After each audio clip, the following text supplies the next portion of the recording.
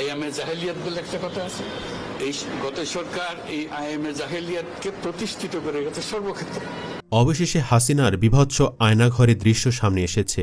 অন্তর্বর্তী সরকারের প্রধান উপদেষ্টা ড ইউনূস কর্তৃক আয়নাঘর উন্মোচন করা হয়েছে। তবে এটাকে নাটক আখ্যা দিয়ে প্রতিবাদ জানিয়ে বিবৃতি দিয়েছে বাংলাদেশ আওয়ামী লীগ। বিবৃতিতে ড ইউনূসকে ফ্যাসিস্ট আখ্যা দিয়ে কল্পিত আয়নাঘর উন্মোচন করার প্রতিবাদ জানিয়েছে আওয়ামী লীগ। এছাড়া এই লীগেরই অনেক অবৈধ সন্তানও কিছু কিছু রুমের দেওয়াল কালারফুল দেখে সোশ্যাল মিডিয়ায় নানান কুৎসা রটাচ্ছে। তাতে অনেক নিরপেক্ষ লোকজনও সন্দেহ প্রকাশ করছেন, আসলে কি এটাই হাসিনার আয়নাঘর নাকি ড ইউনূস গত 6 মাসে এটা বানিয়েছে। এ নিয়ে দারুণ একটি বিশ্লেষণমূলক পোস্ট করেছেন তরুণ সাংবাদিক নাইমুল ইসলাম মিরাজ। তাতে তিনি কিছু প্রশ্নের উত্তর দিয়েছেন, যা জানা সকলের জন্যই জরুরি। সর্বপ্রথম হয়তো এই প্রশ্নের জবাব জেনে নেওয়াটাই উত্তম, আয়নাঘর দেখাতে এতদিন লাগল কেন? এর উত্তরে মিরাজ ভাই জানিয়েছেন, ডিজিএফআই বা স্পেসিফিক্যালি আর্মি আসলে কোনোদিনই এটা দেখাতে চায়নি, কারণ এটা তাদের ইমেজের জন্য হুমকি। কিন্তু নেত্র নিউজ এটার জন্য কাজ করে গেছে। গত বুধবারে আমাদের রিপোর্ট করা হয়েছিল যে আর্মি আয়নাঘর ভিজিট দিচ্ছেন না। এর পরের দিন সরকার আয়নাঘর ভিজিটের কথা জানান। আর্মি দোষী, তাই অবশ্যই তারা চায়নি তাদের পাপ সামনে আসুক, কিন্তু মিডিয়ার চাপে তা করতে বাধ্য হয়েছে। চলুন এবার একে একে আরও কিছু প্রশ্নের উত্তর জেনে নিই। নাম্বার 1, ওয়ালে কিভাবে লেখা হতো? উত্তর, প্রধানত মাছের কাঁটা খাইতে দিলে সেগুলো জমিয়ে রাখতেন। এছাড়া কোনো ধারালো কণা বা কিছু পেলে অনেককে লেখার জন্য কলম ও কাগজ দেওয়া হতো, তারা সেই কলম ব্যবহার করেছে। 2, রিভলভিং চেয়ার নাকি কি? উত্তর, এটাকে প্রথমে অনেকে ইলেকট্রিক শক চেয়ার ভেবে ভুল করেছেন। মূলত এটাতে হাত পা মাথায় বেঁধে জোরে ঘোরানো হয়, আর এটা ইলেকট্রিক। তার প্রমাণ আছে, এটার সাথে লাগানো তারের লেস ছিল, মানে তার কেটে ফেলার পরেও কিছু তার রয়ে গেছে। যেহেতু অনেকেই রিভলভিং চেয়ার শাস্তির সাথে পরিচিত নয়, তাই এটাকে ইলেকট্রিক শক দেওয়ার চেয়ার ভেবেছেন, এটা নরমাল। 3, একটি মাত্র চেয়ার কেন? উত্তর, এত মানুষকে একটা চেয়ারে কিভাবে শাস্তি দিত? প্রথমত, ডিজিএফআই অনেক আলামত নষ্ট করে ফেলেছে। গুম কমিশন এই চেয়ারটাও অনেক কষ্ট করে খুঁজে পেয়েছে। এটাও লোকানো হয়েছিল, আর সবাইকে একই শাস্তি দিত না। অনেক রকম সাজার ব্যবস্থা ছিল, যেমন এই রুমে ঝুলিয়ে মারার মতো ব্যবস্থা ছিল, যা পুরোপুরি মুছে ফেলা সম্ভব হয়নি। 4, তাসনিম খলিলের ছবিতে করোনা আইসোলেশন সেন্টার লেখা কেন? উত্তর, ছবিটি আমি তুলেছি এবং লেভেলটা ইচ্ছে করে ফ্রেমে রাখা হয়েছে। আইসোলেশন সেন্টার আসলে একটা ভ্রম, এর ভেতরে রাখা হতো বন্দীদের। আর এই কলাপসিবল গেটের কথা একাধিক সার্ভাইভার আমাদের বলেছেন। 5, এতদিন শুনে আসলাম আয়নাঘর হলো অনেক ছোট রুম, আলো বাতাস অসহ্য। এখন দেখি অনেক রং করা, আলো ভরা, এগুলো কেন? উত্তর, যতগুলো গোপন বন্দিশালা আছে ডিজিএফআই হেডকোয়ার্টার সহ সবগুলোতে আলাদা মাপের রুম আছে। কোথাও রুমের ভেতরে টয়লেট, কোথাও কয়েকটি সেলের জন্য বাহিরে শেয়ার টয়লেট, আর সেখানে সব টয়লেটের দরজায় ফুটো করা থাকত, যেন বন্দির টয়লেটে গিয়ে কি করছে দেখা যায়। একদম ছোট 3 হাত যায় এমন রুমও আছে। আল্লাহ জানেন এগুলোর ভেতরে মানুষ কিভাবে বেঁচেছে। আবার একদম অন্ধকার, চারপাশ কালো ওয়াল, ছাদও কালো রং করা এমন রুম আছে। আমি যেটা ক্যামেরায় ঠিকমতো আনতে পারিনি আলোর অভাবে।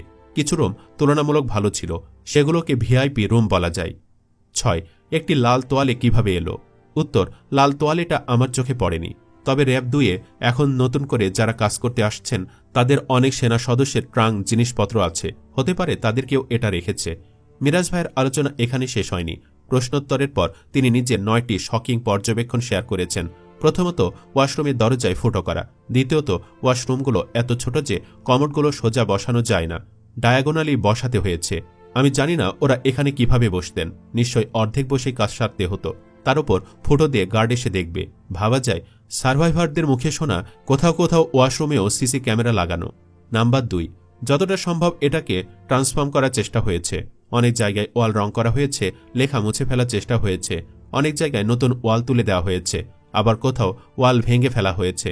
গুম কমিশন অনেক কষ্ট করে এসব খুঁজে বের করেছে। ডিজিএফআই এর আয়নাঘরের দুপাশের ওয়াল ভেঙে ফেলা হয়েছে, যার কারণে রুমগুলোতে এখন অনেক আলো। রুমের সামনে এই ওয়ালগুলো থাকলে নিশ্চিত এখানে একটা ভৌতিক পরিবেশ হতো।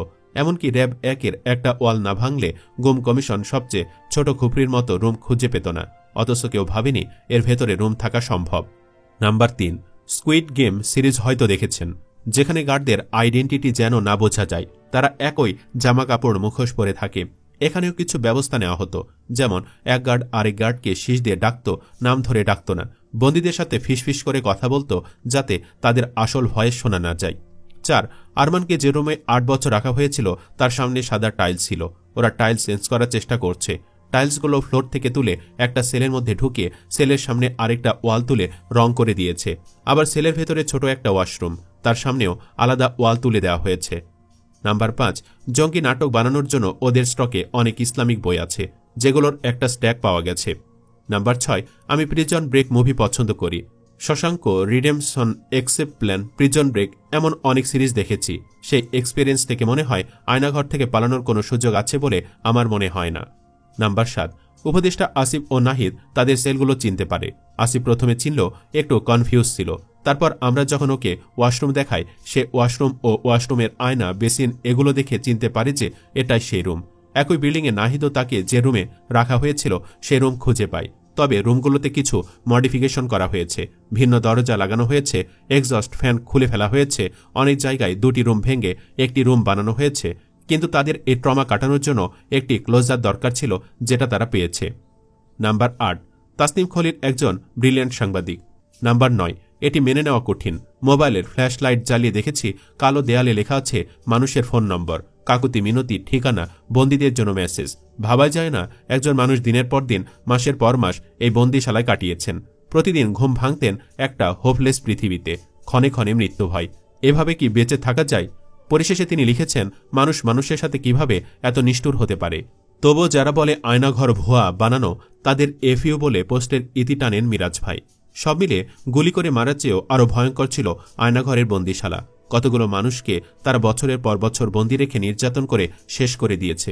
প্রতিটি জিনিস যে হয়েছে এখানে, যতটাই শুনি অবিশ্বাস্য মনে হয়। এটা কি আমাদেরই জগৎ, এটা কি আমাদেরই সমাজ, আমরা এটা করলাম?